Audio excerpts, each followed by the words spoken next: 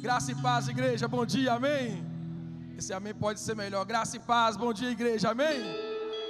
Que alegria estar aqui nesta manhã, viu? Eu quero louvar a Deus por esta oportunidade, agradecer o pastor Bruno e toda essa igreja que me recebeu minha família, recebeu os membros da igreja que estão me acompanhando com tanta honra, com tanta alegria, com tanta receptividade. Me faltam palavras para agradecer.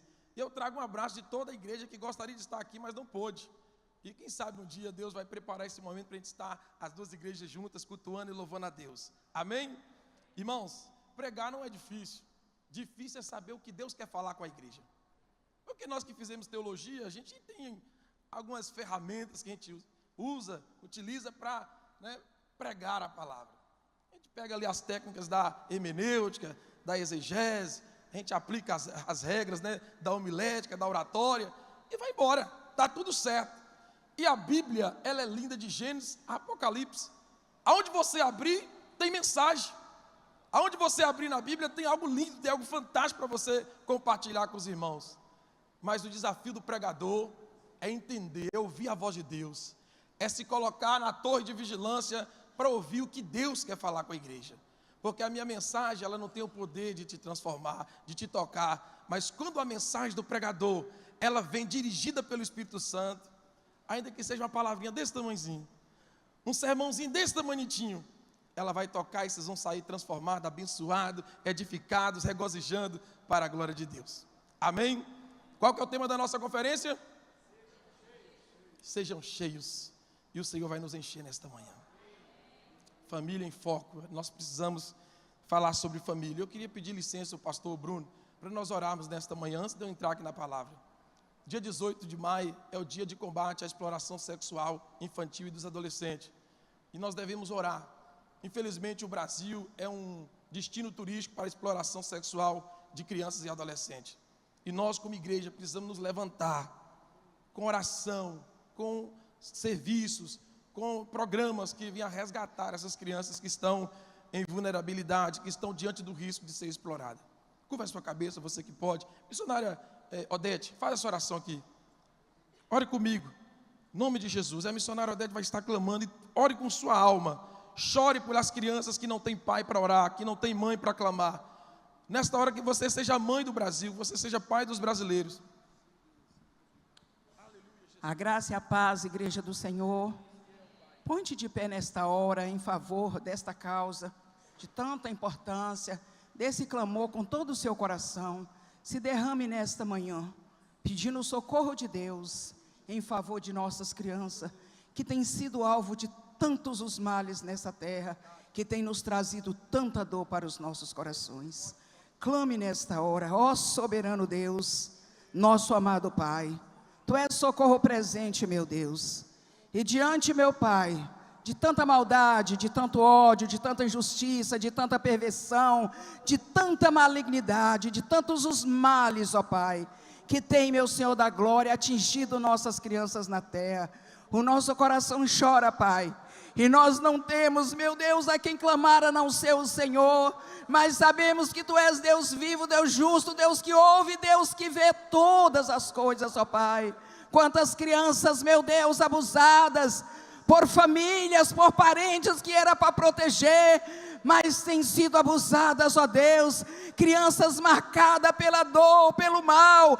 Deus, em nome do Senhor Jesus, muda esse quadro, a história dessas crianças na terra. Socorre-as, por favor, meu Senhor da glória.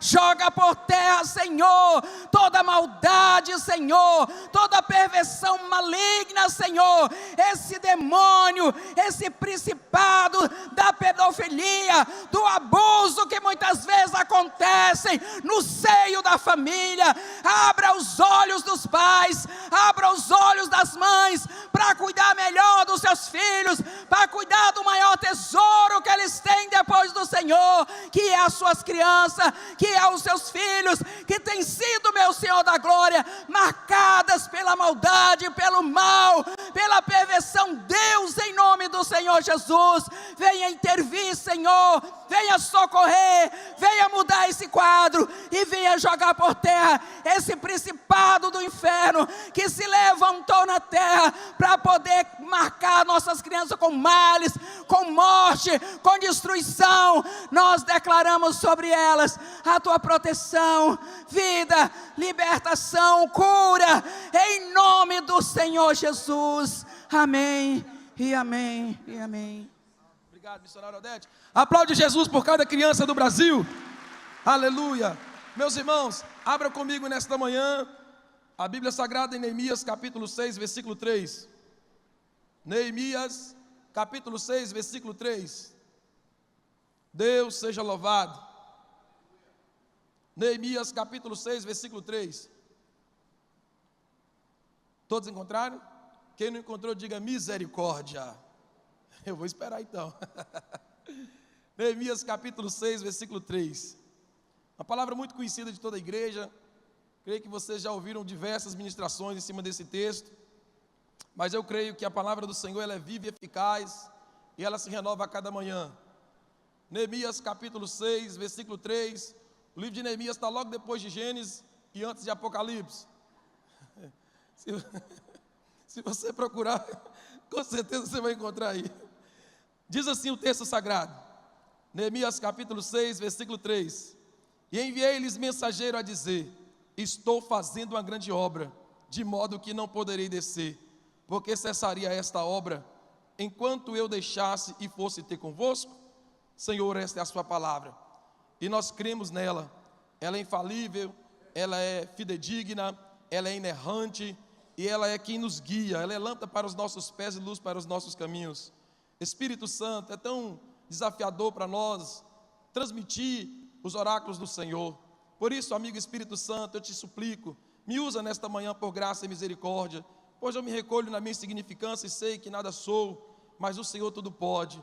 E segundo o seu poder, meu Deus, que me opera nas minhas fraquezas, me usa nesta hora para que a tua igreja seja ministrada, meu Pai. Eu te louvo, Jesus, por esta igreja, pela vida do pastor Bruno, sua esposa, toda a liderança que, ó Deus, está ao lado do teu servo nessa missão. Muito obrigado pela vida deles, pela coragem deles de estar, meu Deus, assim, trabalhando na seara do Senhor. Que a recompensa do Senhor venha sobre cada um dos teus filhos, hoje e sempre, em nome de Jesus. Amém. E graças a Deus. Queridos, eu quero te convidar a deixar sua Bíblia aberta lá no capítulo 1 de Neemias. Nós vamos voltar um pouquinho na história, para mim terminar onde eu estou começando. Eu sou um pastor expositivo. Então o texto que eu leio, o texto que eu começo, eu termino nele. Eu não sou aquele pregador que lê um texto e some do texto e não volta para o texto e vai embora sem lembrar do texto. Mas eu preciso contextualizar para que você entenda o que de fato o Espírito Santo quer dizer nesta manhã. Neemias significa Jeová consola. O que significa Neemias?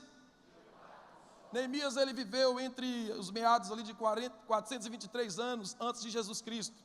Neemias ele foi governador, mas ele era copeiro do rei. E como copeiro, ele tinha uma função de muita confiança. Porque como copeiro, ele era também um dos conselheiros do rei. Então ele aconselhava constantemente o rei nas suas decisões. Mas ele também tinha o papel, a obrigação, a responsabilidade de evitar que o rei fosse envenenado. Então ele sempre degustava as refeições, as bebidas do rei, para que o rei não sofresse, um atentado. Então Neemias era esse homem que gozava de um privilégio, de um prestígio, dentro do reinado do rei Artaxerxes. Mas um certo dia, ele encontra com um grupo de irmãos, de um grupo de conterrâneos, que estavam voltando de Jerusalém. E ele pergunta para aqueles irmãos: como está o povo que restou do cativeiro? Como está a cidade? Como estão os muros? E então Anani, um dos seus compatriotas, um dos seus irmãos, vai dizer para ele aqui no versículo 2, que a cidade estava arruinada, que o povo que estava lá estava vivendo numa miséria total, num desprezo total, que o povo que ficou, que restou, estava vivendo uma situação calamitosa, e que os muros estavam fendidos, os muros estavam derrubados, as portas estavam queimadas. Irmãos, esse livro é interessante porque nós não temos dificuldade em descobrir quem foi que escreveu esse livro. Porque já no seu primeiro versículo, na sua primeira escrita, está dizendo assim, no versículo 1, as palavras de Neemias. Então certamente esse livro é um livro que foi escrito por Neemias, amém? E aí Neemias, quando ouve o que Hanani e esses irmãos fala acerca de como se encontrava Jerusalém, a Bíblia vai dizer, meus irmãos, que ele ficou extremamente abatido. Ele ficou condoído, ele se moveu de íntima compaixão.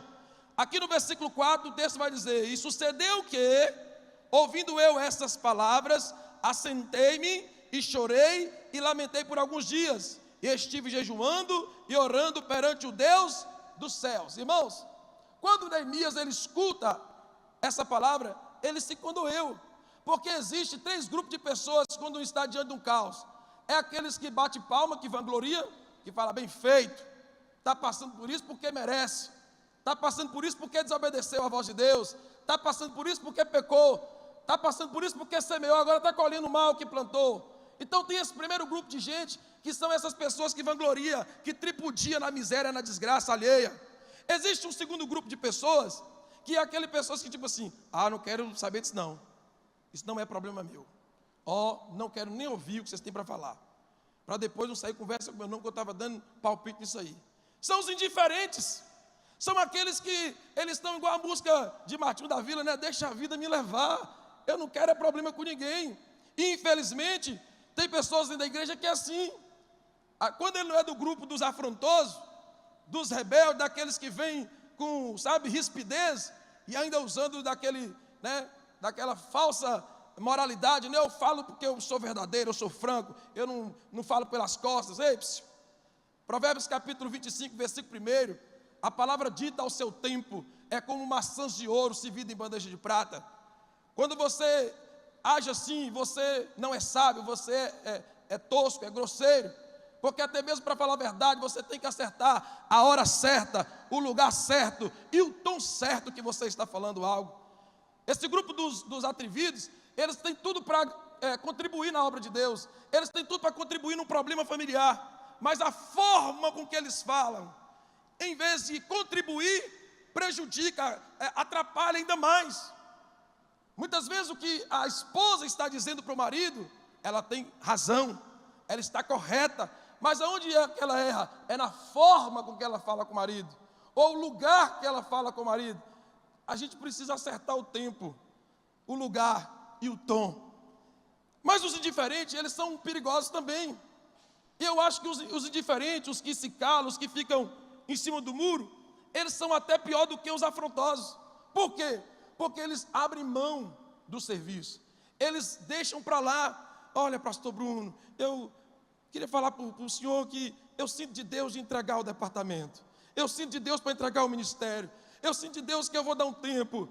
Ele abre mão, ele abandona a seara, o serviço no reino, porque ele sabe que a gente precisa dele como pastor, a gente conta com o trabalho, e a pessoa é boa, sabe fazer, mas a pessoa não consegue conviver em grupo, não consegue se relacionar com os demais, tem dificuldade com os relacionamentos interpessoais e prefere abrir mão. E a gente fica muitas vezes como líder, numa saia justa. Meu Deus, já estava difícil com ele e agora sem ele. A gente sabe que Deus é o Senhor da igreja, e a gente sabe que Deus vai levantar outras pessoas, mas até Deus levantar, nós como pastores, como líder da igreja, a gente sofre muito, muito, muito, muito, muito. Irmãos, como é difícil não poder contar com aqueles que poderiam estar servindo e contribuindo. E às vezes também no casamento é assim. O marido, ele não sai do casamento, mas ele também não está no casamento, porque não fala com a esposa, dorme em quartos separados. No meio da sociedade, ou quando chega alguém, finge a egípcia, conversa normalmente, como se tudo estivesse normal, mas quando sai as visitas, volta aquele inferno novamente, de indiferença, de desprezo, de um silêncio, ensurdecedor, que aquilo ali mata a pessoa sofre por causa daquele silêncio, porque a pessoa fica querendo entender o que o outro está pensando, o que o outro está sentindo, e aí o outro não fala, não verbaliza, não expressa, não coloca para fora. É difícil demais, meus irmãos, é muito difícil, mas tem aqueles que diante do caos, eles falam assim: eu vou me colocar na brecha para tapar os muros, eu vou me colocar na brecha para levantar esses muros que estão fendidos, eu vou buscar Deus, eu vou ver, sabe, um milagre, eu não vou aceitar essa situação, eu me revolto, eu me oponho contra essa situação. E Neemias tinha essas qualidades como líder. Ele era aquele líder quebrantado, que chorava durante o culto. Ele era aquele líder que gostava de levantar o culto a Deus, sacrifícios ao Senhor. Neemias era esse líder que amava trabalhar. E o livro de Neemias, na verdade, é quase que uma epístola de Tiago no Antigo Testamento, porque ele nos desafia a viver a fé através da demonstração das obras. Ou seja, se você tem fé, então coloca a mão no arado e vamos trabalhar na obra de Deus. É isso que Neemias está nos desafiando. E aqui, meus irmãos, Neemias, ele se prepara. Ele vai buscar as ferramentas que ele precisa, de todo o material que ele vai precisar para executar essa obra de reerguer os muros que estão fendidos. Mas antes de buscar por madeira, por enxada, facão, serrote ou qualquer outro instrumento, Neemias ele faz algo que nós precisamos fazer também. Primeiro, anota aí, Neemias ele lamenta, ou assenta-se. Versículo 4, assenta. O que é isso, irmãos? O que é assentar-se? Quando Neemias assenta, ele na verdade está refletindo no problema. Ele está fazendo uma introspecção da situação que ele ouviu falar. Ele volta à memória lá atrás, para querer entender o porquê Deus, um Deus tão bom, permite o seu povo agora estar vivendo essa situação tão calamitosa. E aí Neemias começa a achar a resposta. Se você for ver a confissão de Neemias, do versículo 5 ao versículo 8, você vai ver ele falando por que o povo chegou ali naquela situação. Mas por que Neemias encontrou essas respostas? Porque Neemias parou para refletir. Sabe qual é o problema nosso muitas vezes? Nós não paramos para refletir. Nós precisamos fazer reflexão. Espera aí, aonde foi que eu comecei a errar que me levou nesse buraco financeiro? Por que eu estou tão endividado? Por que meu casamento está dessa maneira? Por que meu ministério está assim? Por que é que minha vida espiritual é dessa maneira? A gente precisa fazer essas perguntas. E quando você faz essa reflexão, você vai encontrar as respostas. Lamentações 3:28 vai dizer: assentar-se solitário e ficar em silêncio, porquanto Deus o pôs sobre isso. Nós precisamos de vez em quando ficar solitário. Pastor, o senhor está defendendo o isolamento? Não, de forma alguma. Provérbios 18, versículo 1 diz que os que se isolam insurgem contra a verdadeira sabedoria e buscam os seus próprios interesses. Eu não estou falando de você ser uma pessoa que vive uma vida isolada. Eu estou dizendo aqui, nós precisamos de vez em quando dar um start, uma pausa e parar um pouquinho e refletir. Porque muitas vezes nós estamos trabalhando e fazendo as coisas no piloto automático. A gente já perdeu a sensibilidade, a percepção de sentir as coisas, de entender a família, de entender o ministério, de entender as pessoas que estão à nossa volta. Porque nós estamos no modo automático. Mas quando você para, quando você reflete, você então encontra respostas. A primeira coisa que Neemias fez foi assentar-se. Segunda coisa que Neemias fez, a Bíblia diz que ele chora. Irmãos, eu digo que a lágrima é o amor, é líquido, é o amor derramado pelos olhos. Uma das formas mais maravilhosas de dizer para alguém, para uma igreja, para uma nação, para um povo que você o ama, é quando você chora. E Jesus ele vai escrever, ele vai dizer no sermão da bem-aventurança, em Mateus 5, versículo 4, bem-aventurados são os que, porque estes serão consolados. Meus amados, há momentos na nossa vida que é momento de choro, é momento da gente, sabe, derramar lágrimas. A gente não consegue nem falar nada, nem pronunciar, a gente está angustiado como Ana, a gente só balbucia os lábios, e as lágrimas escorrem, porque assim, são momentos tão tristes às vezes da nossa vida, mas a virtude para aqueles que choram, a recompensa para aqueles que choram. Derrama a sua alma, chore mesmo. Até o Senhor Jesus, quando perdeu o seu amigo íntimo Lázaro, e ele chega na porta da sepultura, o texto diz: e Jesus chorou. Se Jesus chorou, eu também posso chorar, eu devo chorar. Ele me ensina a chorar, eu preciso chorar, porque quando eu choro, eu jogo para fora a tristeza, a dor, a angústia, eu também jogo a raiva para fora, a vontade de vingar. De vez em quando a gente chora de raiva. Chora ou não chora? Chora. Eu já chorei de raiva, viu? Vontade de pegar e esganar, mas eu não posso porque eu sou crente de Jesus. Cura meu coração. Chore, meu irmão. Há poucos meses atrás, minha esposa vinha numa sequência de problemas de saúde, nós correndo para o Unimed, voltando para o Unimed, indo para o Unimed, voltando para o Unimed, e ela tão debilitando, e a gente orando, e eu indo para o monte, e as irmãs da igreja, todo mundo orando e jejuando. mas a gente não obtinha respostas. E um dia pela manhã eu acordei, tomei meu banho, me troquei. Quando eu estou saindo do banheiro para ir no guarda-roupa passar um perfume, eu olhei ela assim, deitadinha, toda encolhida. Eu olhei para ela, mas eu enchi de íntima compaixão para minha esposa naquela manhã. Irmãos, veio um choro tão copioso na minha alma. Eu comecei a dizer: Senhor, eu não aceito ver minha mulher dessa maneira. Meu Deus, eu oro por tantas pessoas, o Senhor faz tantas coisas. Eu não aceito ver minha esposa assim. E aí ela assustou, ficou olhando para mim: irmão, por que você está chorando? O que aconteceu? Eu falei: eu não aguento te ver dessa maneira. Eu encostei na cama, ela encostou a cabecinha aqui de mim, e eu agarrei ela. E naquela manhã, meus irmãos, nós choramos os dois copiosamente. Eu não conseguia nem falar, porque eu fui tomado de um choro, de um quebrantamento. Eu chorei de ver a situação de minha esposa daquela maneira. Eu falei: Deus, eu não aceito. Choramos ali os dois abraçados, e oramos. Irmãos, falei: meu amor, fica em paz, fica bem. Eu preciso trabalhar. Se qualquer coisa acontecer, se você sentir alguma coisa pior, me liga, me manda um zap, eu corro aqui para casa. Irmãos, ela não ligou, e aquele dia foi um dia muito corrido. E aí, quando eu cheguei em casa no final do dia, Deus é muito bom, Deus é muito maravilhoso.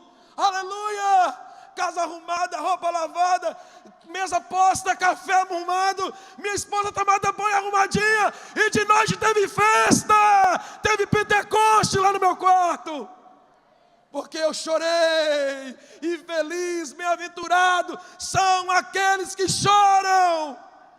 Aleluia! Se você está vivendo um momento de dificuldade, não tenha vergonha de vir aqui nesse altar e chorar, derramar sua alma. Chore, chore, rasgue o seu coração diante de Deus.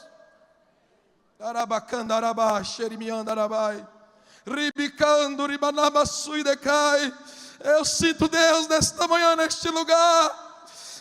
Ei, Jesus, eu sinto Deus curando o coração de pessoas que estão aqui com o coração fechado. Eu sinto Deus consolando pessoas que têm vivido uma vida de lágrimas. Irmãos, o choro pode durar uma noite, mas o salmista diz que a alegria vem pelo amanhecer. E eu quero profetizar sobre a tua vida que esse tempo de choro está passando, está acabando, e o tempo de sorrir, de se alegrar, de jubilar, chega na sua vida nesta manhã, em nome de Jesus. Louvado seja Deus. Terceira coisa que Neemias faz, ele lamenta. Aqui não é murmúrio, murmúrio é uma coisa, lamentar é outra. Quando eu estou dirigindo, que eu passo, que eu vejo aquelas pessoas dormindo na praça, eu lamento, irmãos, porque Deus não fez o homem para viver daquela maneira. Eu lamento quando eu passo nas rodovias e vejo aquelas moças se prostituindo, porque Deus não fez a mulher para ser aquilo, irmãos. Então eu lamento, eu falo: Jesus, tenha misericórdia. E aqui o texto está dizendo que Neemias fez o quê? Neemias fez o quê? Neemias lamentou por alguns dias.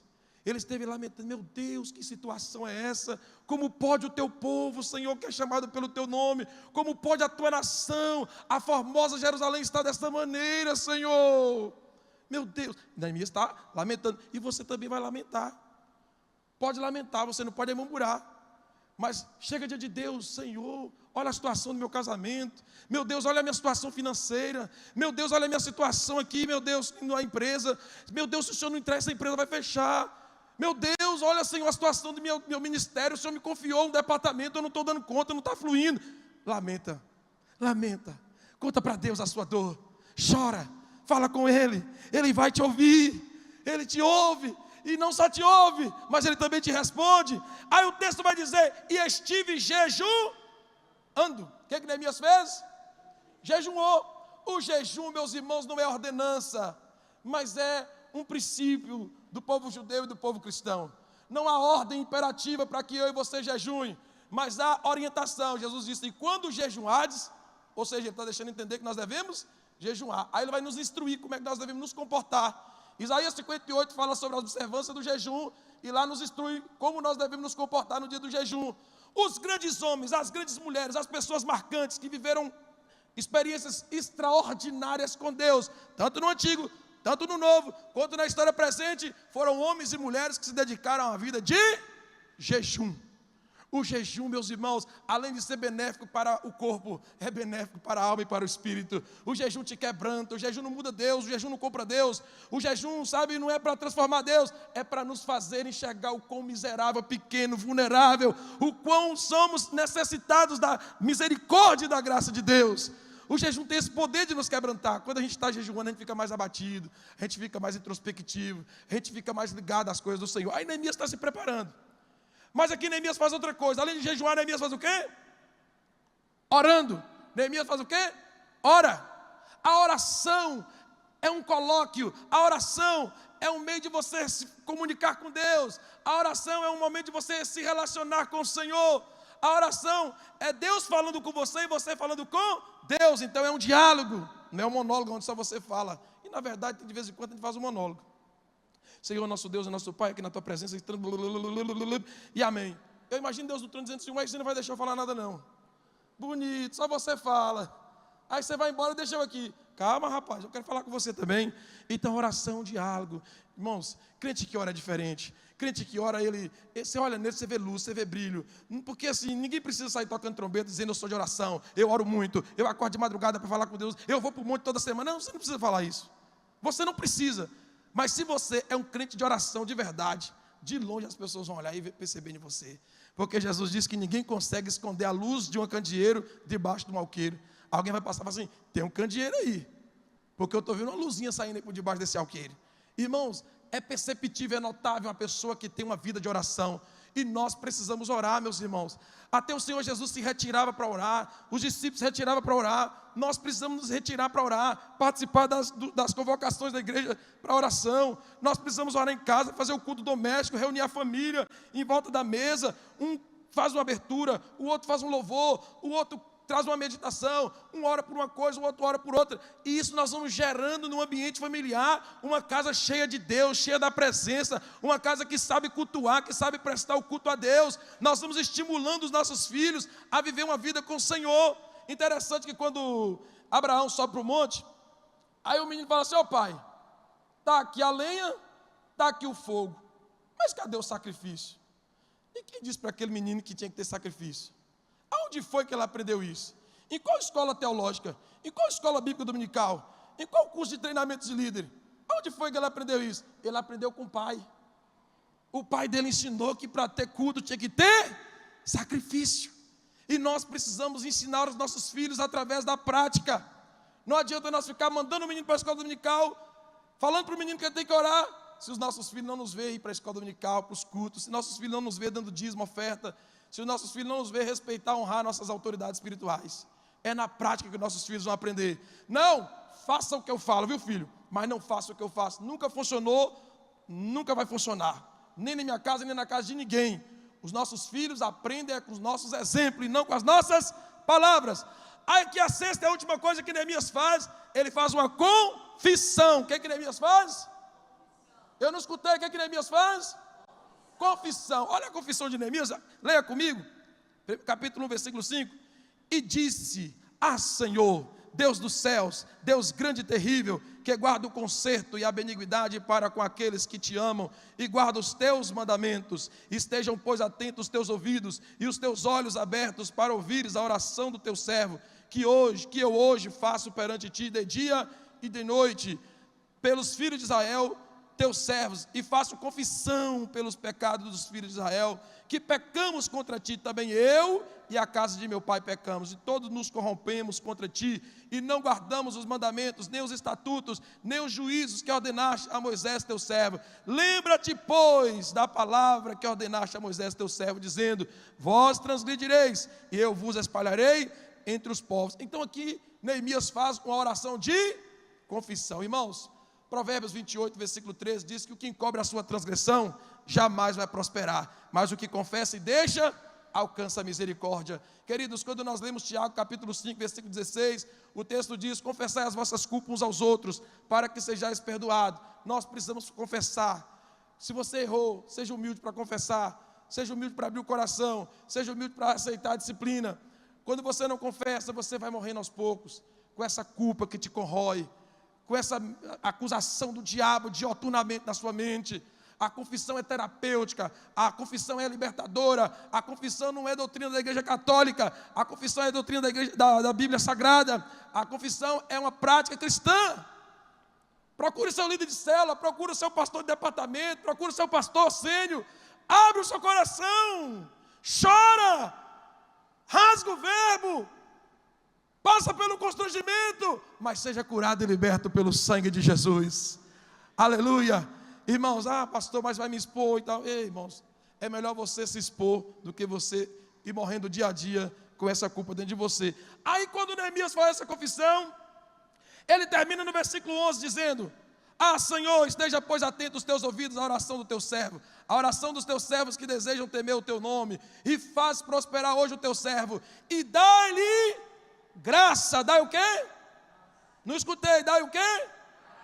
Perante este homem, que homem? O rei. Então era eu copeiro do rei. Queridos, o que é que Neemias queria com aquele período que ele passou assentado, chorando, orando, jejuando, lamentando? Qual que era o propósito? É que Deus desse graça para ele, para que quando ele chegasse diante do rei, o rei abrisse o coração e permitisse que ele saísse levando um grupo de homens para reedificar os muros que estavam fendidos. É para que o rei abrisse o coração e desse o material que ele ia precisar para poder reconstruir aqueles muros. Queridos, nós precisamos pedir graças a Deus. Senhor, me dê graça, Senhor, para buscar pela restauração da minha família. Senhor, me dê graça, meu Deus, para mim não perder o foco. Meu Deus, me dá graça para que o meu casamento seja transformado. Meu Deus, me dá graça para que o meu ministério possa prosperar, possa romper. Irmãos, é a graça. Pastor, o que é graça? Favor imerecido. Eu e você não merecemos nada. Deus não é obrigado a nos dar nada. Ele nos dá porque Ele é bom, porque Ele é misericordioso. E nós precisamos entender isso e dizer: Senhor, me dê graça. Quando Paulo estava se sentindo ali muito abatido, com um espinho na carne que nós não sabíamos dizer de fato o que era, ele fala que era um filho do diabo que os bofeteava. Alguns vão dizer que era Alexandre Latroeiro que ficava desfazendo toda a pregação dele. Enfim, ele pede: Senhor, tira esse espinho da minha carne, Senhor, arranca isso de mim. E Deus diz o que para o apóstolo São Paulo? Paulo, a minha graça te basta. Porque quando nós temos a graça, nós conseguimos suportar coisa que ninguém suportaria, nem chorando. A gente suporta rindo. Por quê? Porque a graça de Deus está sobre nós. Existem umas coisas, irmãos, que acontecem em algumas igrejas que não tem explicação. É o quê? É graça. O que Deus está fazendo na primeira igreja presbiteriana renovada de Valadares é graça. É graça. O que Deus está fazendo através do pastor Bruno é graça. E o que Deus vai fazer ainda é graça. Porque Deus tem muita graça para derramar na vida de cada um de vocês. E vocês vão conseguir o que ninguém conseguiu, para a glória e honra do nome dele. Queridos, depois desse tempo, então, Neemias, agora ele sai. Ele vai cumprir a missão. E o tema da minha mensagem é: não percam o foco. Qual que é o tema da minha mensagem? Não é família em foco? Então não perca o foco. Que a sua família seja seu foco. Que o chamado que Deus confiou em suas mãos seja o seu foco. Então não percam. Fica ligado. Fica ligada. Efésios 4:27 vai dizer: e não des lugar ao diabo. Fica ligado. Eu estou dizendo lá na igreja: irmãos, não levanta, não beba água, não futuque o celular, porque nesse momento você se distrai com o celular, com a água, com o banheiro, você perde de receber aquilo que Deus ia ministrar na sua vida. Você não ficou ligado, você perdeu o foco. E tem pessoas sendo vencidas pelo diabo. Por quê? Porque tem perdido o foco. Queridos, não foi fácil. Neemias achou graça diante do rei. O rei concedeu cartas para que ele passasse nas alfândegas. O rei concedeu carta para que ele pegasse todo o material que ele ia precisar levar. Mas quando Neemias entra na cidade de Jerusalém, queridos, Neemias tem agora uma forte oposição. E é interessante de se pensar, porque em Ezequiel 22, Deus usa o profeta para anunciar a queda de Jerusalém. E a queda de Jerusalém se deu porque o povo estava pecando contra Deus, estava desobedecendo a palavra do Senhor.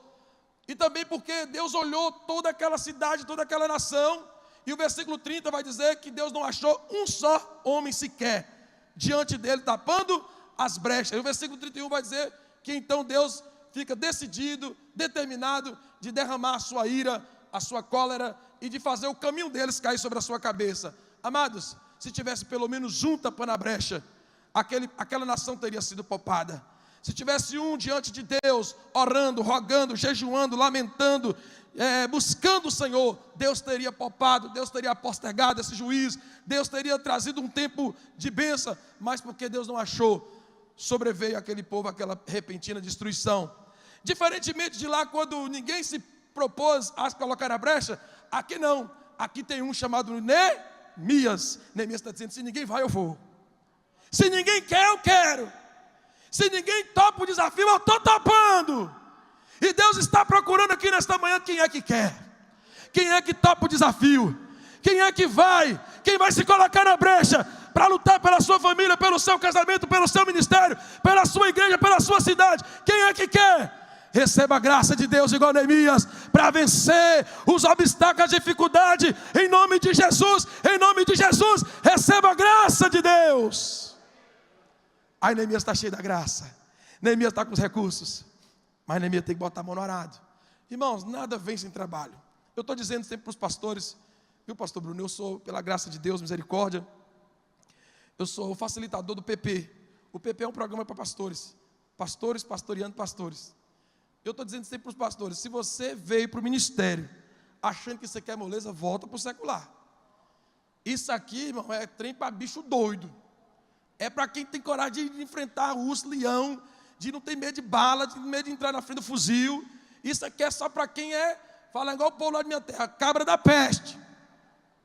Se você não entra não. Aí os caras acham que vai ser pastor, que eles vão ficar só no domingo pregando, todo bonitinho, na gravata. Ei, meu irmão, vocês não sabem de nada. Essa é a melhor parte. Essa é a parte que a igreja vê, os visitantes vê, os vizinhos vê. Mas vocês não sabem as lutas, as batalhas, as guerras, as afrontas, as injustiças, as calúnias, as pedradas, os apertos, o sufoco financeiro que a gente passa. Eu já me paguei para trabalhar na obra de Deus, né, meu amor? Nós nos pagamos e faria tudo novamente porque valeu a pena. Aleluia! Queridos, a obra de Deus, ela é como qualquer outra instituição. Ela vai ter resultado na medida que nós trabalharmos. Nós precisamos botar a mão no arado, nós precisamos nos esforçar, nós precisamos, ter bom ânimo, nós precisamos ser pessoas imbuídas, que vai para cima mesmo, e não tem andorinha sozinha fazendo verão não, irmãos. Lá na igreja, a igreja está caminhando, nós estamos num processo de crescimento, de revitalizar, de aquisições. E sabe por que está acontecendo esse negócio lá? Porque Deus está no controle. Mas porque tem um povo lá, meus irmãos, que o povo bom, viu? Lá quem não presta é o pastor, mas o povo é bom. O pastor é só a misericórdia de Deus na vida dele, mas a igreja vem para cima. E a turma do diaconato, é a turma da mídia, é a turma do Red Kids, é a turma da limpeza, é a turma disso, e as irmãs da cozinha, e todo mundo trabalhando, e os sinais e os frutos já estão aparecendo. Dia após dia nós estamos vendo os frutos aparecer. E estamos muito distantes daquilo que a gente sonha, estamos muito distantes daquilo que a gente almeja, mas os frutos estão aparecendo porque é vindo de pessoas que têm se colocado à disposição para trabalhar. Quer ver sua família romper? Quer ver sua casa prosperar? Então bota a mão na arada e vai trabalhar. Vamos cuidar da casa, mulherada, vamos acordar cedo, arrumar a casa, arrumar os meninos, ensinar a tarefa às crianças, vamos ajeitar, fazer comida para o maridão, vamos se arrumar aí, Dona Maria, arrumar o cabelo, a unha, né? Vamos depilar, vamos se cuidar, passar perfume, escovar os dentes, fio dental, Listerine, e vamos namorar aí, você que é casada. Seu Zé, se o negócio está fraquinho aí, tem uns meninos bons ali no centro, uns urologistas, dá injeçãozinha assim em você, ó, pum. Você já sabe, pastor? Eu ainda não, mas eu sei que vai chegar a hora. Logo, logo eu vou ter que tomar uma agulhadinha. Vai dar uma levantada no seu astral, gente boa. A menina vai ficar feliz. Ela vai cozinhar com tempero melhor depois disso aí. Então vamos nos cuidar, vamos trabalhar, vamos fazer uma caminhada. Vamos, irmãos, vamos para cima. Não vamos deixar Satanás prevalecer contra a nossa casa. Não vamos deixar Satanás prevalecer contra o nosso casamento, não. Vamos trabalhar. A IPR tem muita coisa para conquistar. Tem muita alma para ganhar. Tem muita coisa para vocês fazerem. Mas isso aí só vai acontecer se vocês vim com essa garra de Neemias, com essa valentia, dizendo: eu vou para cima, eu estou determinado. E o pastor Bruno: bora galera, e todo mundo junto, vamos para cima, pastorzão. E a dificuldade está batendo na porta, e nós vamos vencer. E vence, porque há bênção na comunhão, a vida na unidade, ao favor de Deus quando o povo está unido. Até os políticos lá fora já entenderam isso. Os políticos já entenderam. Os políticos, quando eles veem que o negócio está ficando apertado e que eles vão ter dificuldade de se eleger, eles fazem aliança uns com os outros. Era inimigo, mas daqui a pouco está todo mundo dando, tirando foto, abraçadinho, dizendo: não, nós nunca fomos inimigos, não. Foi que o povo distorceu nossas falas. Na hora de ganhar, meu filho, um junta com o outro e acabou. É assim. Quando eu era mexer com política, nos comícios, naqueles arrastão, qual que era o dingo, o jargão do povo? O povo vencido jamais será vencido, porque ninguém vence um povo que está unido. Quando o povo está unido, não tem quem para. Não tem quem para uma igreja unida, não tem quem para um casamento estar unido. O próprio Senhor Jesus disse para nós, irmãos, que toda casa, nação ou reino dividida entre si mesma, ela não subsistirá, ela não prospera. Você precisa unir, Dona Maria, com seu esposo. Você precisa unir com seus filhos. Filhos, você precisa se unir com seus pais. Igreja, vocês precisam se unir com esse pastor, com essa pastora. E esse pastor e essa pastora precisam se unir com vocês. E então nada, nem ninguém, nem circunstância alguma, nem macumba, nem palavra de maldição, nem profetada de falso profeta vai parar essa igreja. Amém. Louvado seja Deus. Queridos, mas não é fácil. Neemias, ele teve que enfrentar críticas. A primeira coisa que Neemias teve que enfrentar foi o quê? Críticas. Esse muro aí,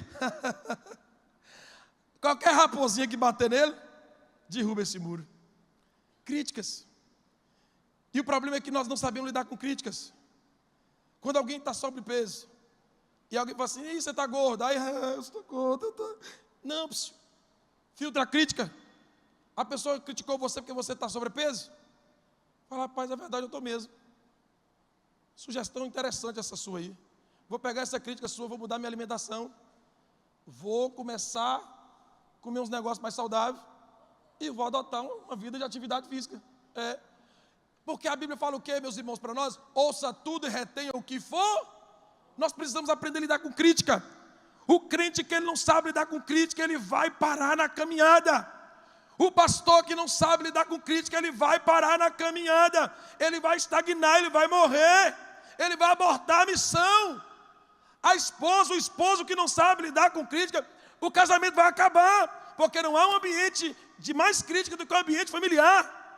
A esposa critica o marido critica a esposa, os pais criticam os filhos criticam os pais. É assim, um ambiente de crítica. Na empresa tem crítica, na igreja infelizmente não deveria ter, mas também tem crítica.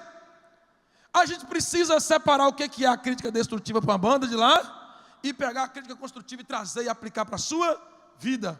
Quando a gente aprende isso, ter essa inteligência emocional, a gente não permite mais ninguém nos parar com as críticas. Eu já fui parado demais com as críticas, irmãos. Eu estou falando aqui porque Deus teve que me sarar várias vezes. Irmãos, eu tinha um trauma, o pessoal ficava falando que eu era cabeçudo. É um absurdo falar uma coisa dessa de mim. Isso é uma coisa horrível. Aonde que já se viu falar que eu sou um menino cabeçudo? Meu Deus do céu. Dizia que no meu bonezinho cabia 2 melancias, uma abóbora, um abacaxi e uma jaca. Que minha avó, quando ia para a feira, não precisava de carrinho nem de cesto, trazendo um bonezinho meu. E eu ficava tão ofendido com isso. Depois eu olhei para o espelho e falei: pior que eu sou mesmo, eles estão certos, não é crítica não. Está tudo certo. Aí Deus me honrou, compreendi isso. Deus é muito bom, irmãos. Foi por isso que eu cantei nessa manhã: és fiel em todo tempo. Porque de fato, irmãos, eu já fui muito criticado. Quando eu comecei a minha vida como servo do Senhor, aí dizia: você quer imitar Marco Feliciano? Meus irmãos, não tinha nada a ver quem sou eu para atingir o tom de voz de Marco Feliciano. A rapidez com aquele homem falava. Hoje não, o Marco Feliciano está mais comedido, mais polido, né? Ele está mais parecendo os presbiterianos e os batistas. Nem parece mais aquele assembleiano pentecostal. Mas quem era eu para acompanhar? Mas eu vi essas críticas. Porque o que não vai faltar é pessoas para te criticar, para dizer que você está imitando alguém, que você é bajulador, que você, me perdoa a expressão, é puxa-saco, que você é isso, que você é aquilo, e você vai ouvir todo tipo de sorte de críticas para te parar, para te machucar, para te ferir, para te colocar para baixo, para te matar, mas você é que não pode permitir que as críticas te parem. Neemias tinha inteligência emocional e não deixou que as críticas lhe parassem. Aí quando as críticas não funcionou, o diabo vai mudar de arma, viu? Ele vai tentar te parar de uma arma, não conseguiu, ele vai mudar de arma, ele vai mudar de estratégia. Aí ele começa a desprezar, ele dá um desprezo, aqueles homens desprezam. Aí Neemias, Sanbalat, Tobias e Gesem, o arábio, começa a desprezar. Irmãos, não tem coisa pior do que o desprezo, não. Você está querendo fazer, você está querendo arrumar um negócio, e a pessoa te desprezando, a pessoa te tratando com indiferença, você vê, você sente. A pessoa vê, até te cumprimenta e trata bem, mas você sente aquele olhar de desprezo, aquele sorriso amarelo, aquela fala entre os dentes. A gente não é bobo, irmãos. A gente sente quando as pessoas gostam da gente de verdade, quando a gente é bem-vindo, quando a gente é querido. E a gente também sente quando as pessoas não nos querem por perto. A gente fica tão ferido, irmãos. Eu já fui tão ferido, eu já fui tão machucado com isso. Mas eu tive que aprender a lidar com os desprezos. Eu tive que lidar na escola. Infelizmente eu sou filho de pai, filho de mãe sem pai, e minha mãe, para completar, foi embora, me deixou com minha avó. Então eu era o filho na escola que não tinha nem mãe e nem pai. Vocês têm noção das coisas que eu já escutei? Vocês têm noção? Vocês podem imaginar o que eu já ouvi? Então eu tive que lidar com os desprezos. Na sociedade lá do interior, as pessoas pobres não podiam se relacionar com os filhos de quem era rico. No clube você não podia entrar, quem era pobre não podia entrar, só os filhos dos ricos. E Deus sempre foi muito bom comigo. Os ricos gostam de mim, irmãos. Eu tenho uma sorte com o rico. É onde que eu vou morar, os ricos ficam tudo apaixonados comigo e me levam para passear e me dá presente. Benção. Coisa boa, gente rica. Ô glória, levanta mais rico na terra, Senhor. Meus amigos, tudo era rico, só eu que era o pobre. E a gente sentia, na hora que chegava no clube para entrar, o porteiro olhava para a gente assim, querendo impedir.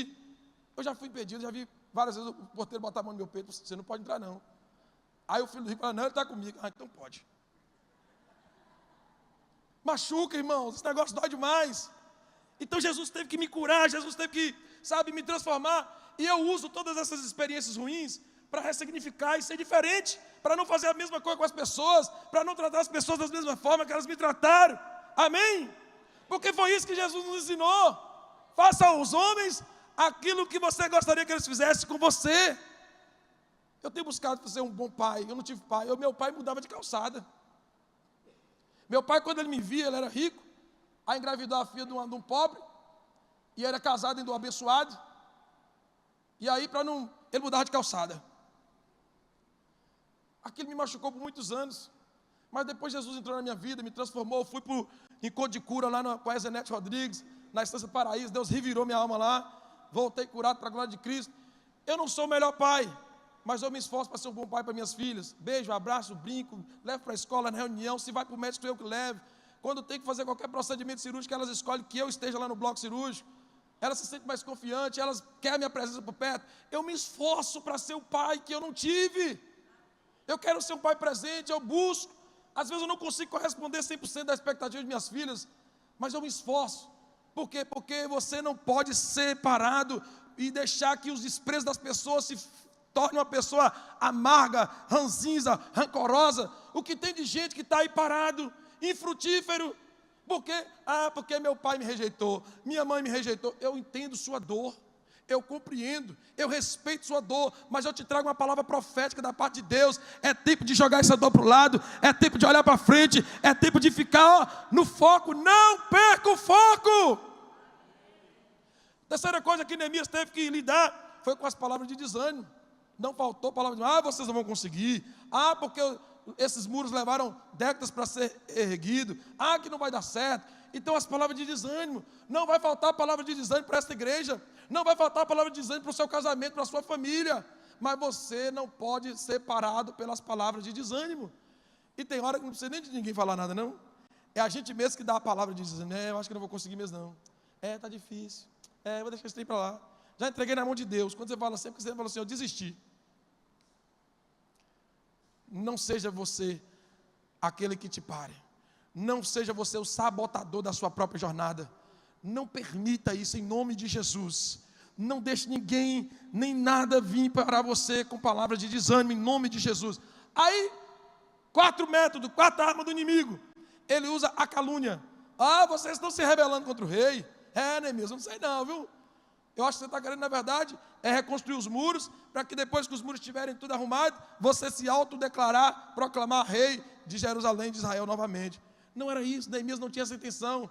Neemias só queria reconstruir o muro, porque o muro dava segurança, proteção, e o muro simbolizava a presença de Deus em volta da nação, em volta do povo, em volta da cidade de Jerusalém. Neemias ele tinha um propósito espiritual, mas Sanbalat, Tobias e Gésem estavam olhando no cunho terreno, carnal, humano, por isso que eles não compreendiam a força, o ânimo, o desejo, a garra de Neemias de querer ver aqueles muros reconstruídos novamente. E eles estão se caluniando, e quantas vezes, irmãos, calúnia nos para. Vocês não têm noção do quanto a calúnia ela é nociva para o ministério de um pastor. Até que na cidade grande as calúnias elas se dissipam muito rápido. Pelo menos eu penso. Pelo menos eu penso. De repente eu esteja errado. Mas no interior, irmãos, quando você está pastoreando uma igreja e ventila uma calúnia contra seu nome na cidade, você pode juntar sua mala e ir embora. Acabou o milho, acabou a pipoca, é fim de carreira, você pode ir para o outro campo. Eu já passei por coisas que meu Deus, eu nunca imaginei. Que criatividade daquelas pessoas de inventar uma desgraça daquela contra mim. Que criatividade, que mente fértil, maligna, para pensar coisa má. Nós trabalhando, irmãos, evangelizando a zona rural, os distritos povoados, indo para as comunidades quilombolas, levando cesta básica. Tinha a equipe de saúde que fazia ali aferição de pressão, de glicemia, e a turma das irmãs que mexia com beleza, cortando cabelo, fazendo unha, sobrancelha, e a gente fazendo aquele trabalho espetacular, levando brinquedo, roupa, calçados, kit surpresa para as crianças. Aí sabe o que os filhos do cão inventaram? Ele faz isso porque ele é o chefe da quadrilha que assalta carga na rodovia 116. Pode um negócio desse, irmãos? Isso aqui é uma das muitas calúnias que eu poderia contar para vocês, de muitas que eu já passei. Não me derrubou, não me parou, mas retardou o trabalho que eu estava fazendo, porque eu tinha que combater as calúnias, eu tinha que vir à rede pública, dando notas de esclarecimento, para combater as calúnias que saíam. Já saiu calúnia que minha esposa me traiu, já saiu calúnia que eu traí minha esposa, já saiu cada absurdo. Mas Ebenezer, até aqui nos ajudou o Senhor. Até aqui nos ajudou o Senhor. Irmãos, eu quero dizer para vocês que estão aqui, se você tem sido caluniado, se alegre, louve e exalte a Deus, porque a Bíblia diz: bem-aventurados sois vós, quando vos perseguirem e caluniar a vosso respeito, porque antes de vós os profetas também foram caluniados. Está lá em Mateus 5,19. Pastor Bruno, não sei se o senhor tem sido caluniado, mas se alegre, nada vai te parar. Pode até retardar, pode até dificultar a sua caminhada, pode até te atrapalhar, mas não vai te parar, porque maior é o que Deus tem na sua vida.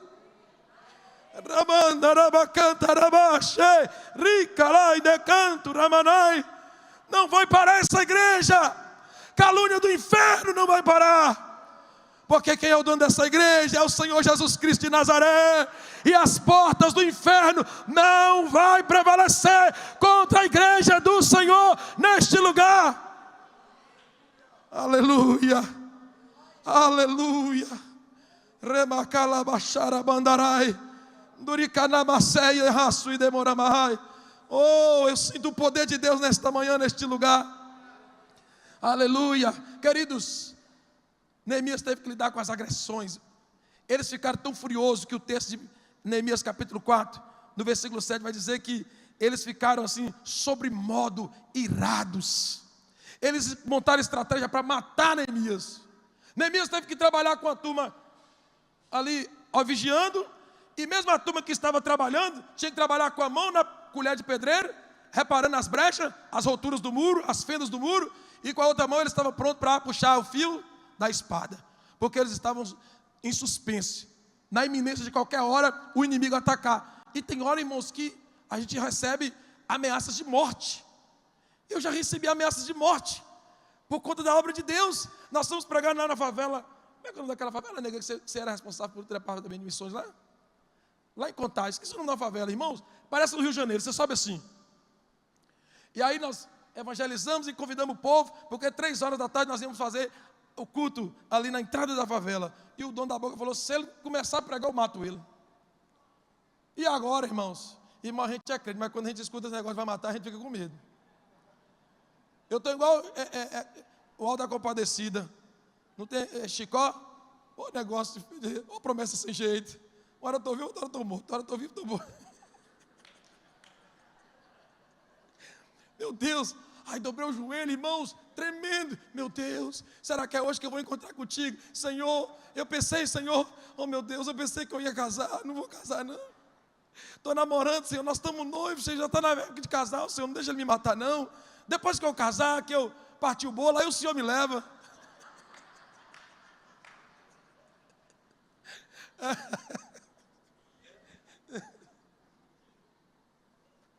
Fui pregar, estou pregando, e o bandido está lá. Jesus marrou o bandido, ele assistiu o culto todinho, não fez nada, ficou quietinho. Mas a gente escuta a ameaça de morte. E quanto mais essa igreja crescer, quanto mais vocês romper, quanto mais vocês avançar, prepare, vai vir a ameaça dos 4 lados. É a ameaça de política, é a ameaça de outros pastores, é a ameaça, é até vergonhoso eu falar isso, né? Mas é fato, vem a ameaça de outro pastor, vem a ameaça de todos os lados contra vocês. Mas em nome de Jesus, nada vai atingir vocês. Pode cair 10.000 à sua direita, 10.000 à sua esquerda, mas você e sua casa, a sua família, a sua igreja não serão atingidos em nome de Jesus.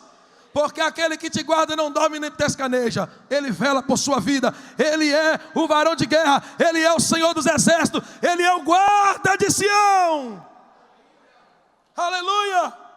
Outra coisa que Neemias teve que lidar foi com as falsas profecias. Neemias teve que lidar com o quê? Irmãos, eu confesso que eu já li tantas vezes o livro de Neemias, mas eu nunca tinha me atentado para isso. E essa noite ali, revisando a história, estudando novamente, recapitulando tudo, falei, uai, eu nunca tinha visto isso aqui não. E já preguei tantas vezes no livro de Neemias. Neemias teve que lidar com a profecia. Abre comigo para você ver. Neemias capítulo 6, versículo 10. Neemias capítulo 6, versículo 10. Olha o que diz aqui, ó. Achou? Neemias 6, 10. Amém? E entrando eu em casa de Semaías, filho de Delaías, filho de Metabel, que estava encerrado, disse ele, olha o que o Metabel falou: vamos junto à casa de Deus, ao meio do templo, e fechamos as portas do templo, porque virão matar-te, sim, de noite virão matar-te. Porém, eu disse, um homem como eu fugiria? E quem há como eu que entre no templo e viva? De maneira nenhuma entrarei. E conheci que eis que não era de Deus, que eis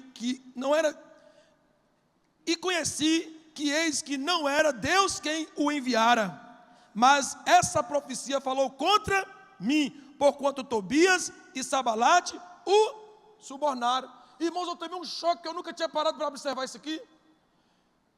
Quando ele entra na casa lá desse homem chamado Semaías, ele encontra com esse jovem esse homem que se dizia profeta de Deus. Aí ele fala assim, Neemias, vamos entrar no templo. Mas Neemias sabia que ele não podia entrar no templo. Só quem pode entrar no lugar santo era sacerdote, e no santíssimo só o sumo sacerdote. Neemias sabia que se ele entrasse, ele era governador, ele era príncipe, ele não tinha esse direito, ele iria ser punido por Deus.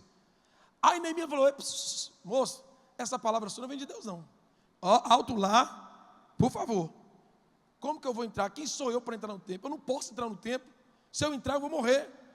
Aí a Bíblia diz que Neemias, então, ele discerniu que aquela profecia era uma profecia falsa.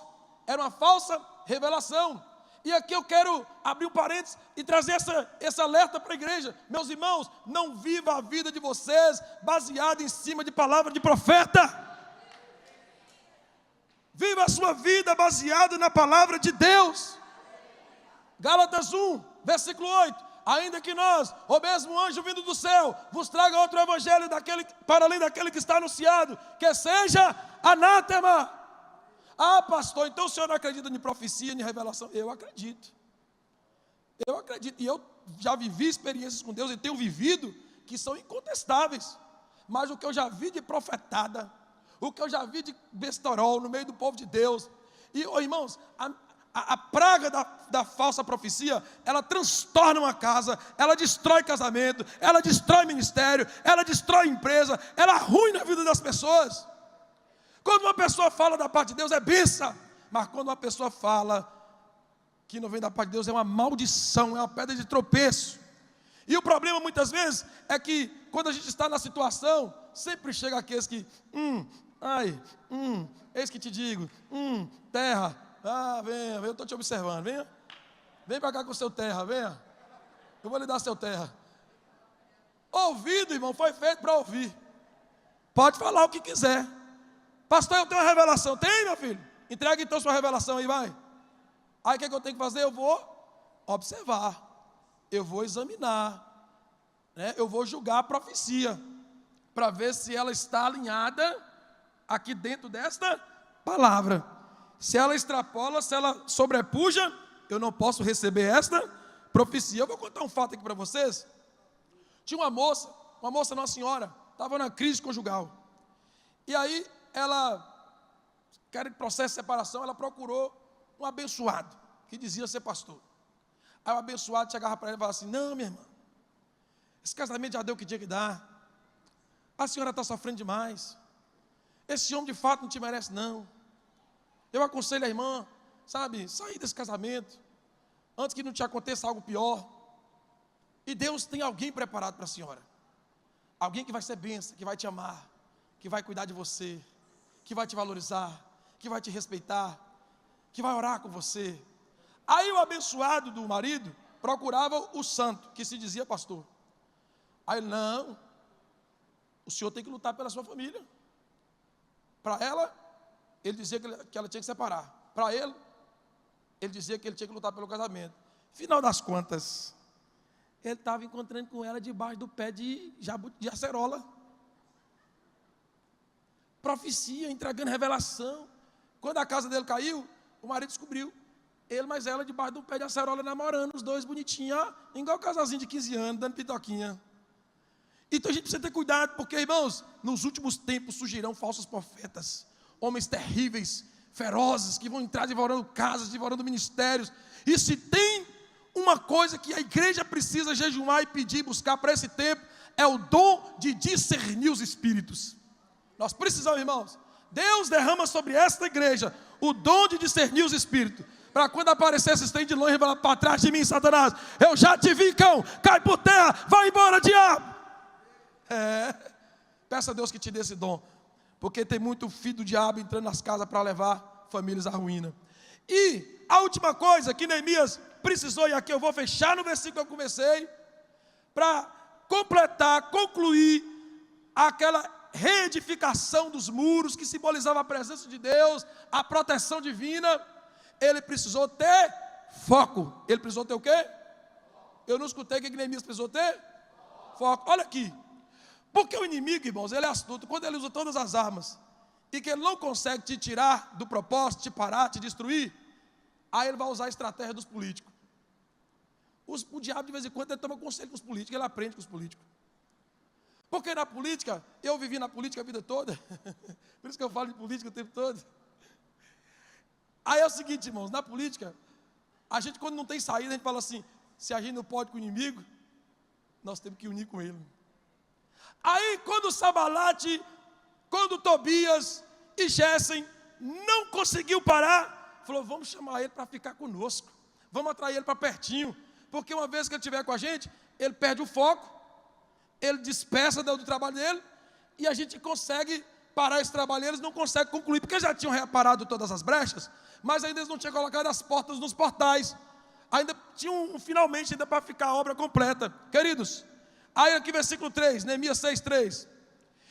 E enviei-lhes mensageiro a dizer, olha a resposta de Neemias quando eles falaram: vem, Neemias, vem, meu amiguinho, vem. Ó, Neemias, nós tínhamos aquele ranço com você, mas acabou, moço, que ficou no passado, nós agora a gente boa, nós estamos tudo juntinho.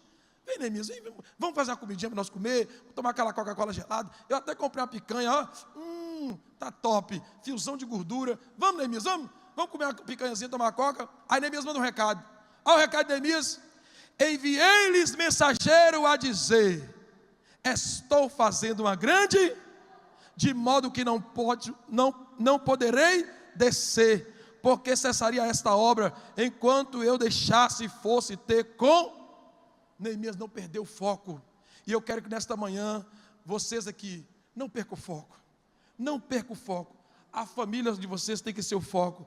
A vida eterna de vocês tem que ser o foco. O trabalho na obra do Senhor tem que ser o foco. Em nome de Jesus, não perca o foco. Esteja focado, esteja ligado. Fica ligado, irmãos. O capeta vai tentar de todo jeito lhe tirar do propósito, mas você não vai se permitir. Fique na vigilância. Cautela, cautela, cautela. Prudência. Prudência. Vai aparecer convitinho, vai aparecer coisinha. Não vá, se Deus não te der a direção de ir. Não atenda esses convites, se Deus não falar, ok, tem minha bênção, vai. Porque tem coisas que vêm para te parar, tem coisas que vêm para te tirar do propósito, e é laço do diabo, e você e eu não podemos cair nesse laço, nesse engodo do inferno, amém? Queridos, Neemias, ele fala, não, vou não, e Neemias continua, e o texto vai dizer, queridos, aqui no versículo 15, e acabou-se, pois, o muro aos 25 de Elu, em 52 dias. Em quantos dias? Quantos dias? O que homens levaram décadas para construir, Neemias levou 52 dias para reconstruir.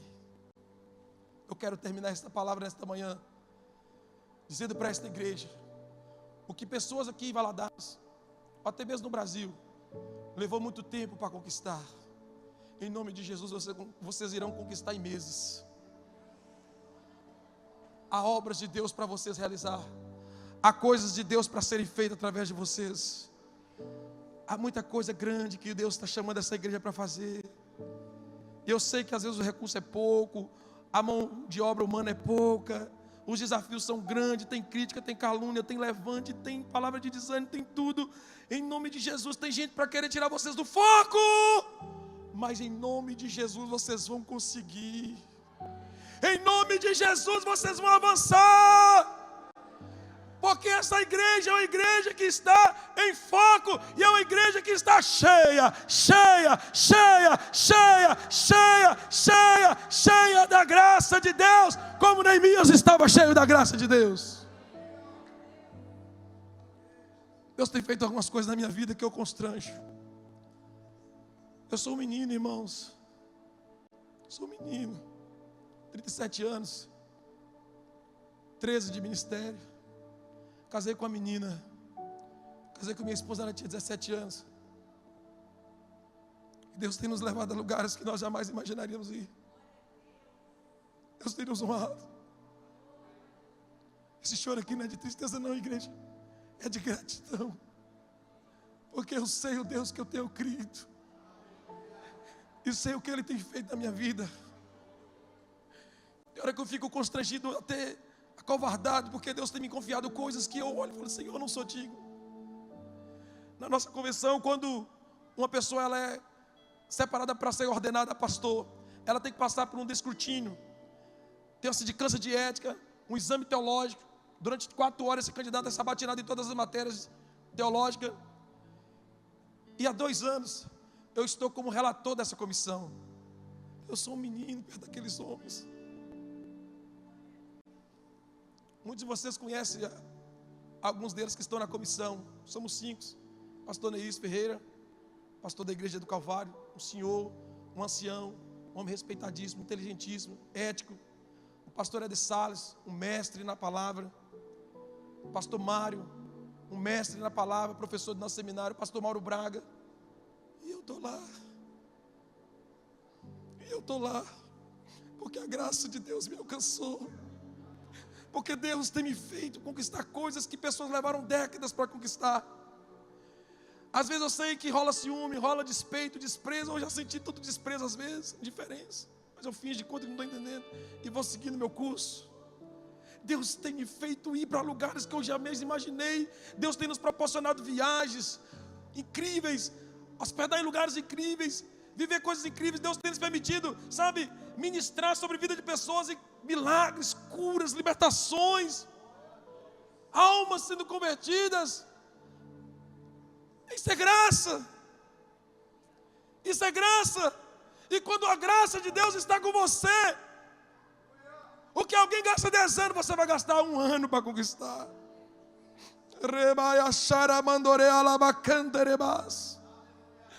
O que muitos levaram meses e meses e meses, até anos para conseguir, em nome de Jesus, eu profetizo.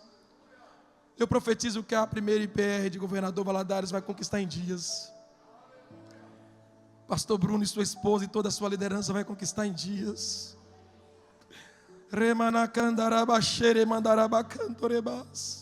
Sabe por que, igreja, que vocês vão conseguir em dias? Sabe por que, pastor Bruno, que o senhor, sua esposa e essa liderança vai conquistar em dias? Aqui, vamos para o texto. Vamos para o texto, versículo 16. Versículo 16. Quem está comigo? E sucedeu o quê? Ouvindo todos os nossos inimigos. Ouvindo quem? E seus inimigos não vão morrer. Eles vão precisar ficar vivos. Em nome de Jesus. Você está no leito, eu profetizo agora cura. Eu profetizo cura para eles, que eles precisam viver. Para eles ver. Aí o texto vai dizer: e todos os seus inimigos, né? E sucedeu que, ouvindo todos os teus inimigos, temeram todos os gentios que havia em redor de nós, e abateram-se muito em roda de todos nós, abateram-se muito em seus próprios olhos. Por que eles se abateram, igreja? Eu não estou escutando. Por que os inimigos se abateram, ficaram com os olhos espantados? Por Deus. É o nosso Deus quem faz. É o nosso Deus, pastor. É o nosso Deus, igreja. Fica de pé, fica de pé, fica de pé, glorificando e exaltando o Senhor.